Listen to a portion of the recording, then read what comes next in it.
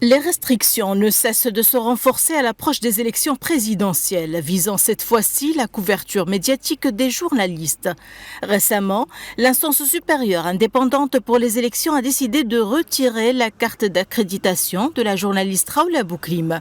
Selon le mail qu'elle a reçu de l'ISI, la journaliste n'aurait pas assuré une couverture objective, équilibrée et neutre du processus électoral. Le syndicat national des journalistes a considéré que cette décision comportait plusieurs atteintes à la loi et a considéré que l'instance n'était pas compétente pour se prononcer au sujet du professionnalisme de la journaliste concernée et de son respect de l'éthique journalistique. Malheureusement, par ce comportement, la commission électorale s'est imposée comme une structure judiciaire. Et je cite ici en particulier le président de l'ISI qui a prouvé qu'il était responsable de la tâche de restreindre la liberté des journalistes et d'imposer la censure. C'est ce que veut le régime actuel. Ce que l'on constate aujourd'hui, c'est qu'il y a une absence de couverture médiatique afin de ne pas aborder des sujets qui inquiètent le pouvoir.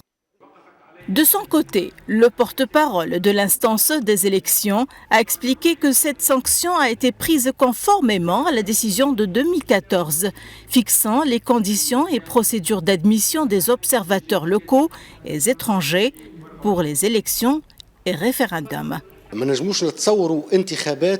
n'est pas possible d'imaginer des élections sans journalistes, car les médias constituent la plus grande garantie non judiciaire de l'acceptation des résultats.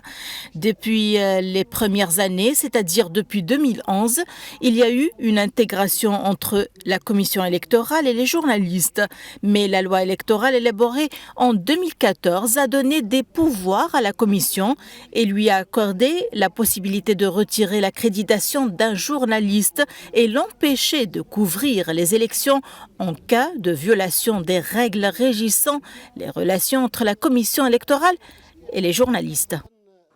Les restrictions imposées aux journalistes interviennent dans un contexte électoral où l'espace politique se rétrécit avec l'arrestation d'opposants. Le paysage médiatique se rétrécit également à l'approche du vote prévu le 6 octobre.